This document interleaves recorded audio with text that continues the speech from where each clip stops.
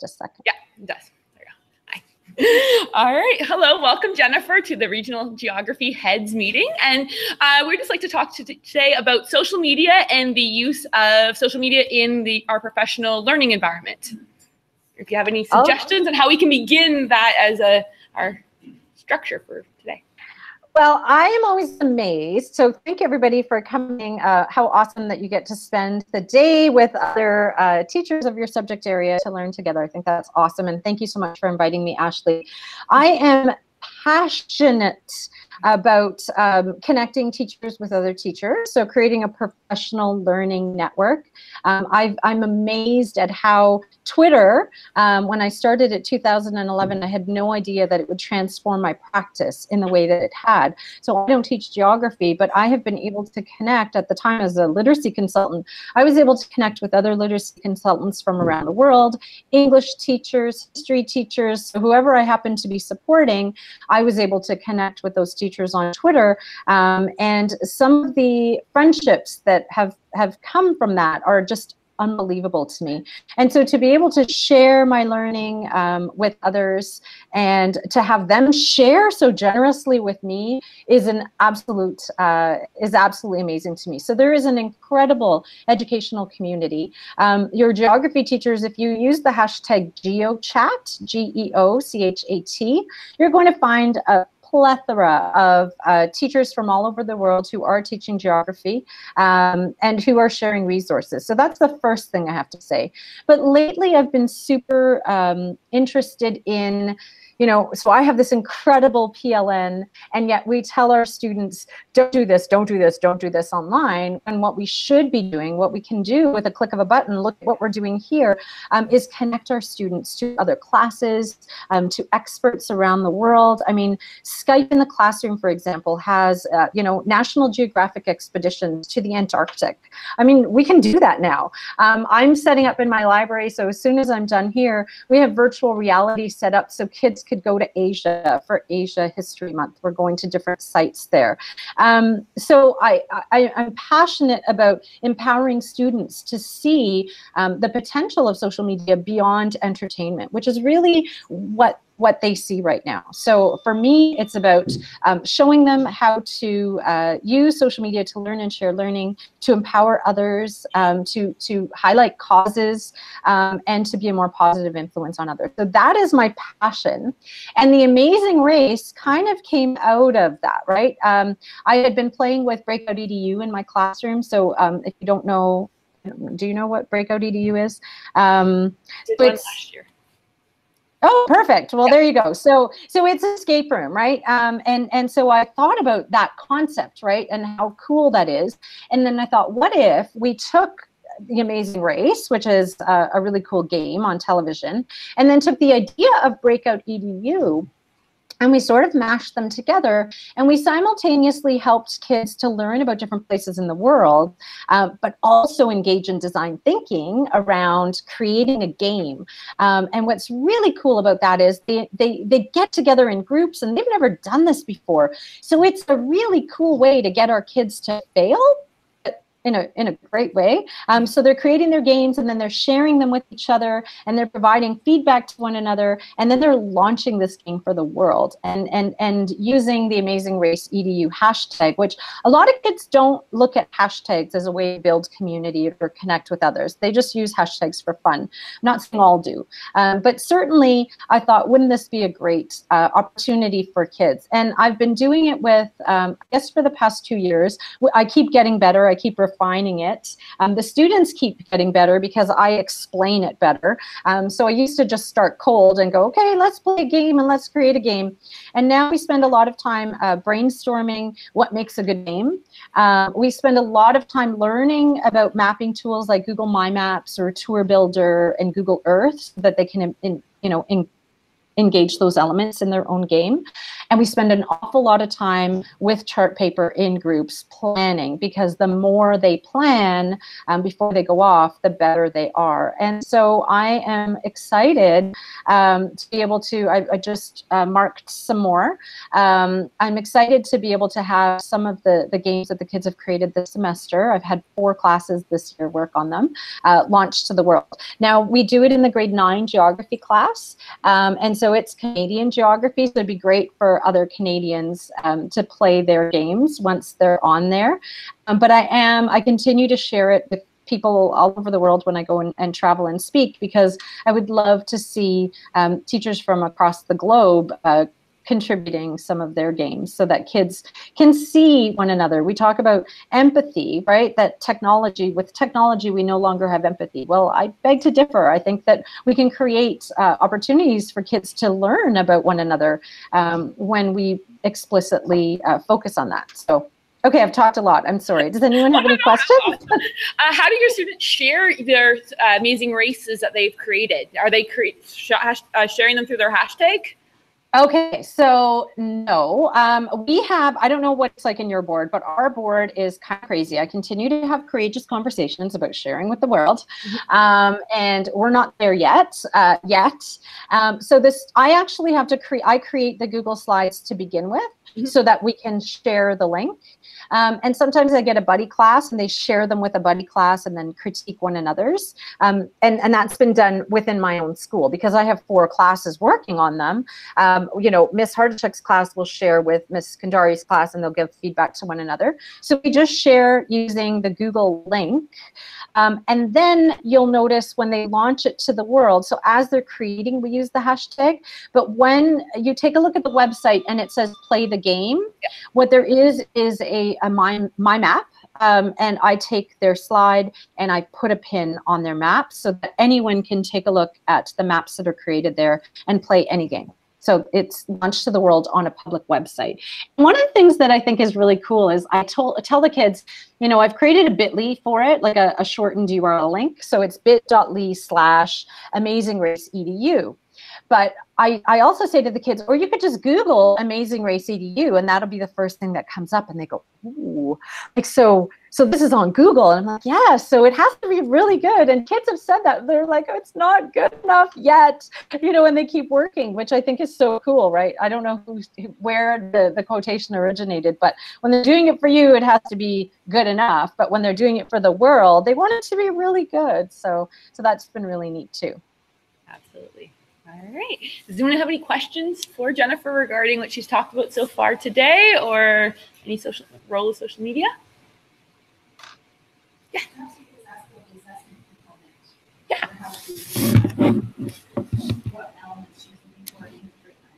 Absolutely. So I don't know if you heard the question, but just regarding Amazing Race and any form of assessment, do you formally assess their Amazing Race, and how do you do that? Yeah. So if it was up to me, I would not formally assess it. So when the kids come in, we use the learning skill collaboration for sure, self-regulation, depending on the day. So the kids will come into the library and work with me. And I do ask, you know, I do say touch base with your teacher librarian and get help in order to do that. Connect your teacher librarian with me. We have decided, so I've been working with the geography teachers, and they did want to have it be assessed, evaluated formally. So, and I can share that rubric with you. I think it might even be on the website. And so what we've done here is we've taken a look at the expectations around inquiry, and we've pulled those, and we pull the expectations, and then with each group we say, okay, so what does this mean? You know, this is what the expectations mean. Well, what does this mean in terms of what it will look like in the game? And so and we do that very early on, so the kids know exactly what the expectations of the game are. And then the rubric is set up in such a way where they actually assess themselves. So they give themselves a mark out of 10 for their use of geo terms, for example, because we made that the teachers wanted that to be an explicit component. You could do whatever you want with it, but the teachers here wanted geo terms to be an explicit component, mapping skills, so to be part of it. And so once the kids decide, we co-construct the success criteria together, they're evaluating themselves and their ability to do this, what they did well and what they didn't do well. And it's an an individual mark that they give themselves. And then at the bottom of the rubric, it's a summary of my contributions. Because when I'm assessing the game, I know exactly who's doing what. The beauty of doing it with Google Slides is I can also go to version history and say, like, this happened the other day. So a student said that this is what he had contributed, but when I looked in the version history, nothing was there. So then we needed to have a conversation about, okay, so the version history says that you weren't actually on the slide, but you're seeing this. So how can we do this? And what ended up happening was the student was absent. So we decided that she was going to look at the game that was created by her peers and then add an element to it and would be evaluated on the element that she added. And she was happy to do that. I gave her a week to do that, and then we handed it in. So there is a formal assessment that our teachers have chosen to do, and kids are very much a part of that. I'm happy to share that with Ashley, and you can make that your own. I'm happy about that. It'd be great if you didn't have to assess it. One of the things that we do is one of the classes has continued to play games. So they have Amazing Race Fridays where they might play a game, and you could do that sort of beginning. But I know we have to give marks, so. But if you do, that balance, then right? Yeah. Yes, I know it does. All right. Thank you. Any other questions or any other questions, comments? Maybe which social media platform did you find the most impactful? Like you talked about Twitter, but are there any other social media that she uses? Because I know that there are other teachers that use Instagram as well. Perfect. Okay. So I don't know if you heard Allison. She was just wondering, any other social media platforms that you find helpful for developing your professional learning community or your students? Okay, so I definitely use Instagram as well. There's some really great Facebook groups connected to Amazing Race. I haven't actually gone there, but certainly the hashtag, if we use the hashtag on Instagram, I think that would be great. I don't think there is one that exists right now, but I'll have a look.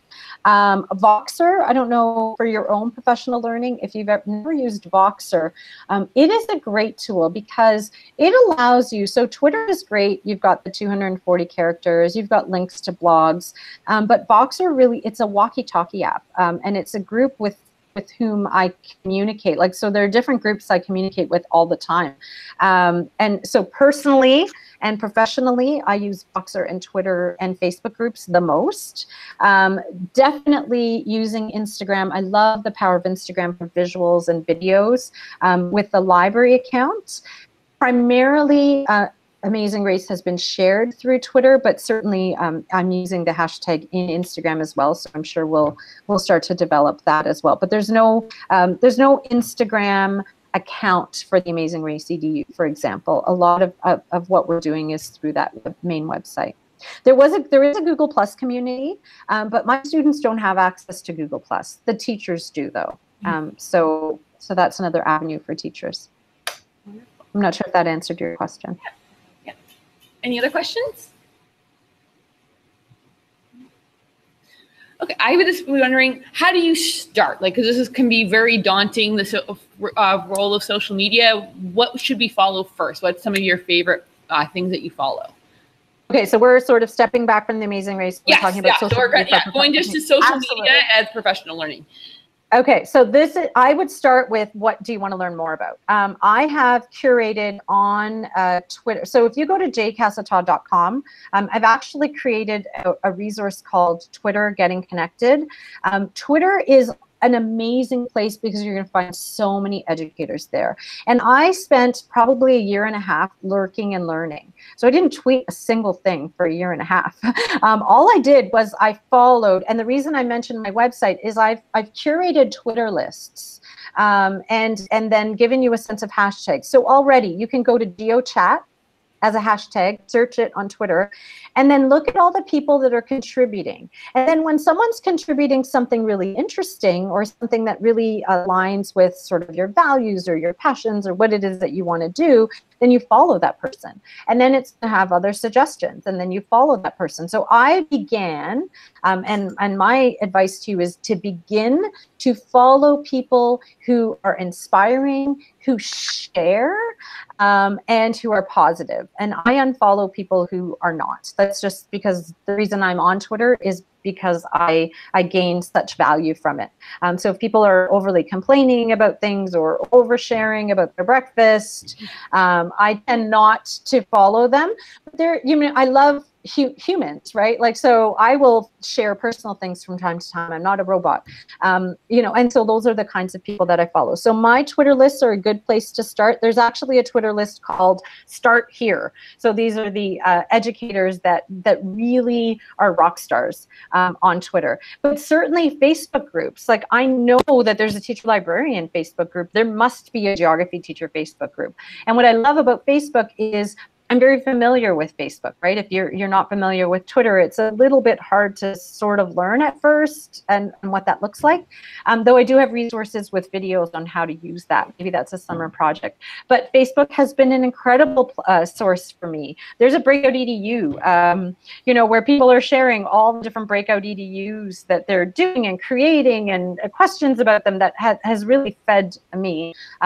In so many ways. There's a virtual reality group on Voxer, AR, VR, and EDU. I'm super interested in that. And so I'm learning there. So think about what's one thing that you would really like to focus on, and then find a group of like-minded individuals, either on Twitter or Facebook or Instagram or Voxer, that are from whom you're going to learn, and don't worry about not contributing for a while, right? Like, just worry about using it to learn, understanding how it all works. And then from there, you'll see that you'll build confidence, you'll develop a network of people. Like, I have some of my best friends in the entire world. I know it seems so crazy. Some of the best friends in the entire world I met online. And now I've met face-to-face. And some, I would say, really close to me that I've never even met in person yet. Crazy, right? But so I would say start small, start with what you're passionate about and what you really want to learn more about, and go from there. How do we help our students learn about the etiquette of social media? Because that's a key component to allowing it to be useful to all. What would you suggest? Co-constructing norms with them. So I've never had an issue. I'm co-running. I would love for you guys to check it out. It's called On Ed Student Chat. And it's a K-12 chat. So ONEDSS chat is the hashtag and the handle, and we also have a website. And it's basically kids who once a month will get on this platform on YouTube Live. We have people sharing in the YouTube comments. We have people live tweeting them. It's a panel discussion around a variety of issues. We have guests that come in all the time. Last month was coding. The month before was sustainable development goals and Earth. Right, the Earth and sustainability. So you may want to even check that out. And we, at the beginning of that, we say, this is a K-12 chat. Make sure that you, respond to people's ideas, not to people themselves. And we co-construct norms. And I do that in every class. If we're ever going to get online, I say, okay, so what do we have to remember to do? What are some of the norms? We talk about those together. They generate them. It's not me telling them how to act. You'd be amazed. They know. And then I almost have no problems. In fact, I don't think I've ever had a problem. Excellent. Yeah. All right. Does anyone else have any questions for Jennifer regarding what she's talked about today and shared? No? You guys must be hungry. Are you going to have lunch? Yeah, it's been a long meeting so far. It's been here since 8:30. Anything else to share and benefit for our professional learning? So if you don't have questions now, no worries. Reach out to me anytime. You've got my email. I'm on Twitter. I love. There are so many people who are mentors to me. So I would love to help you out. All right. Thank you so much for joining us today, Jennifer. You've shared a lot of great information and got us really thinking about social media in the classroom and the Amazing Race. So thank you again for sharing your time with us. Thank you for inviting me. Have a great rest of the day. Bye. Take care. Bye.